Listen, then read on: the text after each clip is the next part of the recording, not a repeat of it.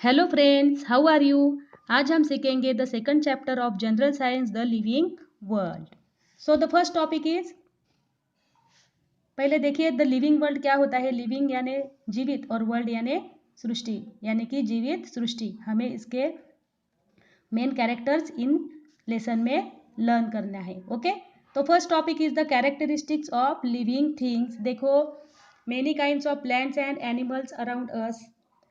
हमारे आसपास में बहुत किस्म के प्लांट्स और एनिमल्स होते हैं। They have some similarities and some differences, but with the help of certain features we can tell that they are all living things. उनमें सम फीचर्स ऐसे होते हैं कि उन फीचर्स की वजह से हम उनको लिविंग थिंग्स कहते हैं। ये जो फीचर्स होते हैं वो नॉन लिविंग थिंग्स में नहीं पाए जाते, इसलिए such features are said to be the characteristics of living things. तो see in the figure 2.1, here are some various things in our environment. जैसे कि देखिए, ये ट्री है, हेन है, चिकन है, वुमन है, मैन है, पपी है। ये क्या है? लिविंग थिंग्स है। और नॉन लिविंग थिंग्स कौन से है? बॉल है, बकेट है, हाउस है, फैन है, टेबल लैम्प है। Okay, so the first character is the growth. हमें क्या देखना है? First character of living thing is the growth. Growth means gains in height, weight and strength. A baby grows up to become an adult person. देखो, एक baby कब तक बढ़ता है? जब तक वो एडल्ट पर्सन नहीं हो जाता है, जैसे कि वुमन और man. During the period of its growth the baby gains in height, weight and strength. In the same manner all animals grow in to adult in a certain period. Generally human requires 18 to 21 years for this growth. जैसे कि देखो, human being को growth कब तक होती है? 18 to 21 year तक ही होती है। और in case of animals they have a certain period, उनका एक अपना काल होता है, तब तक ही उनकी ग्रोथ होती है। Now see the figure 2.3, sapling in a pot. All living things grow. Animals grow only for a certain period. Plants, on the other hand, grow as long as they live. The growth of living things occurs from within the body, which means that growth occurs in all parts of the body. जैसे कि देखो, यहाँ पर figure 2.3 में हम देखेंगे कि sapling in a pond. पहले फिगर में क्या दिया है? यहाँ पर एक पॉटेड प्लांट है, उसकी लीफ को एक थ्रेड बंधा हुआ है ऊपर और उसको नेल को लटका दिया है। और हमें क्या करना है? इसे 10 और 15 डेज के बाद में ऑब्जर्व करना है। तो we see in the second figure कि यहाँ पर क्या हुआ है कि लीफ है, प्लांट की लीफ है, वो बढ़ते गए हैं, यानी कि उस प्लांट की ग्रोथ हो गई है और वो जो थ्रेड है वो लूज हो गया है। तो क्या है इसका मतलब? ये होता है कि living things grow, animals only for a certain period. Animals की ग्रोथ होती है वो एक सर्टन पीरियड तक ही होती है, लेकिन plants grow as long as they live. जब तक प्लांट जीवित है तब तक उनकी ग्रोथ होती ही रहती है। यहाँ पर फिगर 2.4 में देखिए, growth in banyan and coconut trees. यहाँ पर 3 फिगर्स दिए हुए हैं। देखो, यहाँ पर बनियन और कोकोनट ट्री की ग्रोथ कैसे हो गई है। They result into the huge trees in the third figure.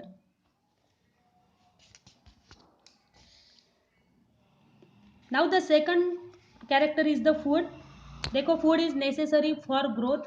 देखो, हमारे लिए ग्रोथ होने के लिए फूड की बहुत आवश्यकता होती है। तो वैसे ही प्लांट्स को भी फूड की बहुत आवश्यकता होती है। कैसे, किस प्रकार से, ये हमें इस टॉपिक में देखना है। Plants make their own food in sunlight. Plants क्या करते हैं? सनलाइट में उनका फूड बनाते हैं।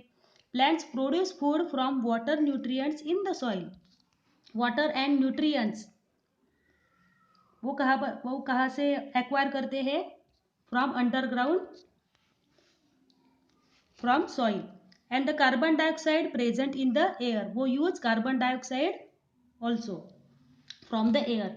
This process takes place in the leaves of plants. ये जो प्रोसेस होती है कौन सी? फूड मेकिंग की, वो कहाँ पर टेक्स प्लेस होती है? इन the leaves of plants. It is brought about in the presence of sunlight with the help of the chlorophyll in the leaves. This process of food production is called photosynthesis. ये जो food making की process है, in presence of sunlight they use carbon dioxide from air and water and nutrients from soil and giving out the oxygen. This process is called the photosynthesis. During this process, plants give out oxygen, which is very helpful for us. Plants appear mainly green in color due to the chlorophyll in them. आपको पता है plants के पत्ते हैं वो हरे क्यों होते हैं? उनमें क्लोरोफिल नामक का एक सब्सटेंस होता है जो कि उन्हीं के वजह से ही लीव्स आर ग्रीन। अब हमने देखा कि ये जो फूड मेकिंग प्रोसेस है इन प्लांट्स की, प्लांट्स तो फूड एक्वायर कर ही लेते हैं, लेकिन इन केस ऑफ एनिमल्स आपको पता है कि animals such as goats, sheep, horses वो क्या करते हैं? वो ग्रास को अपना फूड बनाते हैं। लेकिन वाइल्ड एनिमल्स क्या करते हैं? सच एज टाइगर्स, लायंस वो क्या करते हैं? Meet their need for food by hunting other animals. वो दूसरे प्राणियों को मारकर अपने उन पर उदर निर्वाह कर लेते हैं। जो कि जो एनिमल्स होते हैं प्लांट्स पर अपना जीवन चलाते हैं, उन एनिमल्स को ये मारकर टाइगर और लायन वो क्या करते हैं? अपना फूड उनसे एक्वायर कर लेते हैं। सो the first character is the intake of food and the resultant growth is an important characteristics of living things. Now the next character is the respiration. Respiration is very important for all living things. जैसे कि देखो, living things need oxygen in order to live. हमें सारे सजीव सृष्टि को जीवित रहने के लिए हमें ऑक्सीजन की आवश्यकता होती ही है। Inhaling oxygen and exhaling the carbon dioxide formed in the body due to the use of oxygen is called respiration. जैसे कि इनहेलिंग ऑक्सीजन यानी intake of oxygen in our body and exhaling the carbon dioxide, exhaling यानी given out from body of carbon dioxide from our body due to the use of oxygen is called respiration.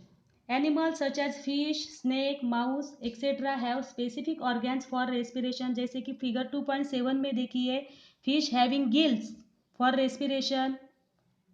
Man को देखिए जैसे कि human being को respiration by the nose. And ऊपर देखिए ये leaf of plant है, उनमें क्या होता है? उनमें माइक्रोस्कोपिक पोर्स होते हैं on their stems and leaves. इसका यूज वो किसके लिए करते हैं? For respiration. So the respiration is a characteristics of living things. Now the next character is the excretion.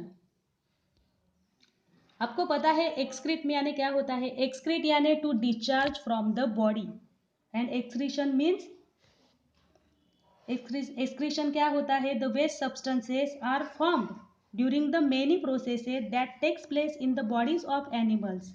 जैसे कि हमारी बॉडी में जब हम फूड को इनटेक करते हैं तो सारा का सारा फूड का यूज हमारे बॉडी के लिए होता नहीं है। तो with in some processes in our body there are waste substances. उनको क्या करना होता है? वेस्ट सब्सटेंसेस को हमें एक्सक्रीट करना होता है। These are called excreta and the process of eliminating them from the body is called the excretion. Animals have specific organs for excretion.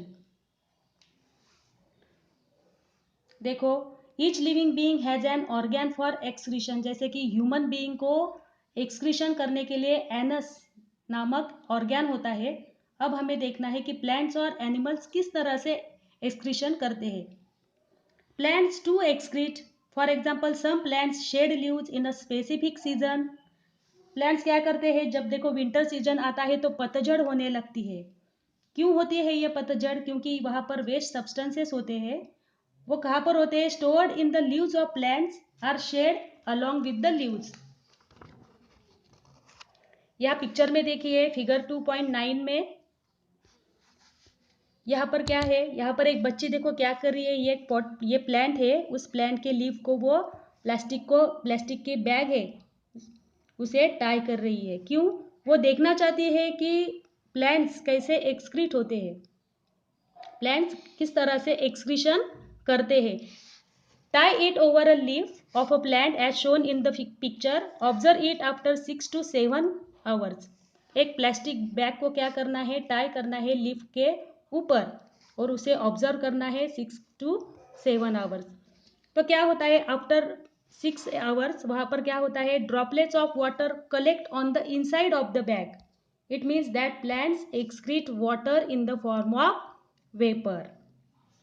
देखो फिगर 2.9 में देखिए, excretion on the leaves of a plant after 6 hours we observe that there are water collect on the inside of the bag.